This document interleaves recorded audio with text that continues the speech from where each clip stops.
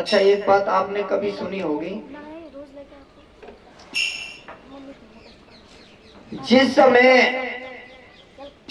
समुद्र का मंथन हुआ था उस समय भगवान श्री कृष्ण मोहिनी रूप धारण करके जो भगवान है देवताओं को अमृत पान करा रहे, उनके बीच में राहु आ गया जो विप्रचित्ति का पुत्र था, और राहु ने देवताओं का वेश धारण कर लिया और बीच में बैठ गया, और जैसे ही भगवान उसे अमृत देने लगे तो सूर्य और चंद्र ने इशारा किया कि ये राक्षस है, दैत्य है, और भगवान ने साथ ही साथ अपना चक्र सुदर्शन छोड़ दिया, उसका गला काट दिया। और हुआ क्या उससे कि वो जो अमृत उसे दिया गया था, अमृत वो पान नहीं कर पाया, बल्कि उसकी गंध ही जैसे लगी तो उसी से अमर हो गया, और एक के दो हो गए, राहु और केतु। अच्छा, आप सब लोग ये बताइए अपने दिमाग से, विचार से, क्या भगवान नहीं जानते थे ये राक्षस है, दैत्य है, कि जानते थे? भगवान नहीं जानते थे।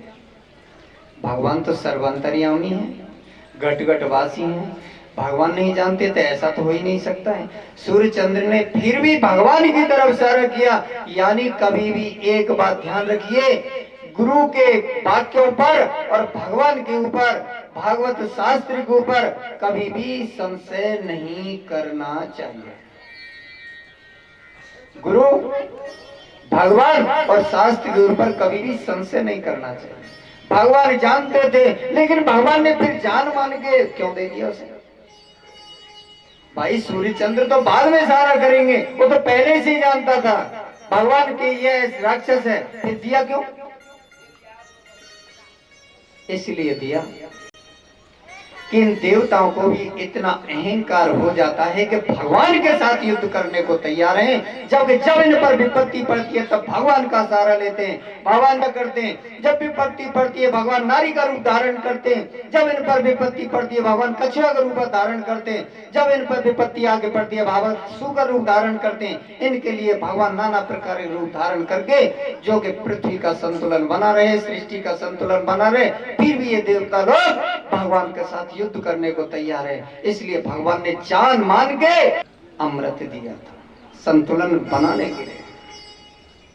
इसलिए कभी भी गुरु के वचनों पर और भगवान के वचनों पर, भगवान में और शास्त्र में अश्रद्धा नहीं होनी चाहिए, संशय नहीं होना चाहिए।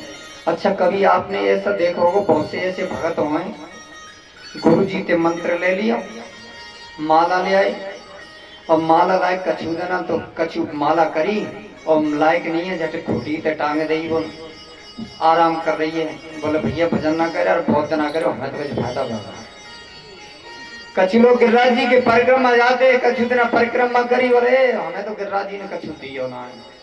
यानी भगवान के ऊपर संशय है, माला में संशय है, ऐसे तो काम बनेगा नहीं। एक छोटी सी बात याद आई, एक अधवरा किसान था, अधवरा किसान, माने कहूँ किसान का तो करी नहीं, आगे मन में देख के आई, यार ये बाबा हाथ गाय थोड़े से गेहूं खेत में बह ट्रोली भर के लाया हुआ है, या में तो बहुत फायदा है। अब होड़ा होड़ी तो बहुत हो, देखे भेड़ चाल है, आदमी दूसरे के सुख से दुखी है, अपने दुख से दुखी नहीं। अब मान के यार हम थोड़े से गेहूं ले चले, एक मन गेहूं, यार एक मन गेहूं में अगर ये ट्रॉली भर के आ जाए 40-50 मन की, तो हम जी काम में करे, सो खेत जोतवा के सो गेहूं पे आएगा। रात ही को सोओ, सवेरे जगह बोलो देख के आऊं गेहूं कितने बड़े बड़े है गए। रात को गेहूं बह के आओ, सवेरे बोलो देख के आऊं गेहूं कितने बड़े बड़े भैंस, सवेरे गए सो खेतों में एक दान होना बजे। अब बैठे को ये कोने पर कुरेदे में लगो, सो कुरेदे तुम्हारे भला जगह कुरेदे तमाम ये को दानो आप उपज ही न पाया, लौटा संजय वो हारे उरी कर। फिर रात बीत गई, फिर सब और 5-6 दिना में पूरा खेत मतलब कुरेद के नहीं सुखा दिया, बटन सुखो। बोलो ये चक्कर है, ये खेत सूख गए, हम पानी ना है, पानी दे देना चाहिए। अब पानी दे दिया, पानी भरा, बोलो सवेरे जाके देख के आऊं गेहूं कितने बड़े बड़े हैं, पाँव में देखती गुदानो। बाने जो कपड़ा पहन रखे वो तो कछेला लगा लिए ऊपर को, और जैसे जो बड़ो सो जानवर हो कोई बीलों के कोई सारस के वास्ते खेत में घुस गो सो पंजिन ते ले जो करे वो 5-7 दिन में पूरा खेत जमा के एकदम पटिया कर। बोलो ये जितने किसान हतका मूर्ख है न खाने। कहने का प्राय यह है कि जो आदमी भगवान के ऊपर, माला के ऊपर, गुरु के ऊपर संशय करेगा, समझो भागो तो पटिया बंधनी है, सफल नहीं हो। इसलिए कभी भी गुरु के वाक्यों पर विश्वासो गुरु वाक्येषु स्वसुमंदिनाथ भावना मनोदोष जैसेव कथायाम निश्चलामती। अगर कई कथा भी सुनिए तो बड़ी श्रद्धा के साथ होगा, को ना झूठ बोल लो सही बोल लो, हाँ ना ये समझो ठीक नहीं, श्रद्धा से सुनिए। यदि गुरु के वाक्यों पर विश्वास हो और दीनता का भाव और मन के दोषों पर विजय प्राप्त हो तो प्रण कर लो, मंजिल आसान, दूर नहीं। अच्छा, योग के साथ में एक बात और बड़ी अच्छी है, कोई अगर मैया बहन बेटा कोई भजन करे, कोई मैया भजन करे तो पार पड़ोसी सब घर के पति ये बातें कहें,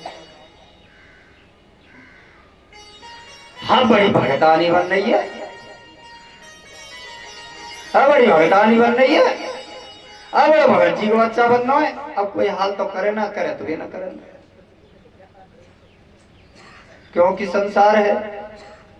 बिन के मोबाइल को मत जाओ, बे तो ऐसे जो ओला पड़ता है वो तो खुद तो गलता ही है, लेकिन फसल ओला बैठे सभी में ध्यान रख लेना, और फसल को नष्ट करता है स्वयं गल जाता है। कबू देखे इधर से उधर से, बोले पाकिस्तान ने भेजे बातें भेजे, आतंकी ने भेजे, 2-4 भी खुद मरे, 100-2,000-500 ले मरे, 2 मर जाए तो कहा, उनसे बचो। रामायण में बड़ी सुंदर चौपाई आई है, बारू बलवास नरक करता दुष्ट संग नहीं दे ये विधाता। राम सिया राम जय जय राम, राम सिया राम जय जय राम। ऐसे लोगों से हमें अलग रहना है, दूर रहना है, बच के रहना है, उनसे नहीं है। और कहूँ कोई मैया के बोले सुनने ना है, बोले हाँ अरे कम से कम बगल में मंदिर है, सुबह शाम आरती है, 2 माला तुम ले लेकर, अरे मैं तो तेरे पामन ने पकड़ के चलो जाऊंगा। अब बाबा तेजो पूछ जाए, अगर तू भारी भयो तो न मैया जान दे, और मैया वो गिरा ले तो मैया अपने पामन ने कहीं पकड़ देगी, सो मुँह गिरा के ले सकना। साथ में दूसरी बात है,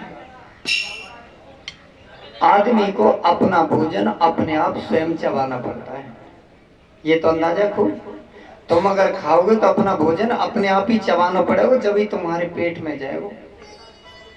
और तुम जो दूसरा आदमी जो कहने लगे भैया मांगे, और देख भाई मैंने ऐसे रसगुल्ला खाए से जीवन में न खाए, तो पान तो खाए, वो उसको अनुभव कर रहा है, जैसे खाए खाए उठाए पकड़े हुआ जान आ रही है बात, और तुम्हें बता रहे हो तो तुम माँ को अनुभव नहीं कर पाएंगे, अनुभव वही करेगा।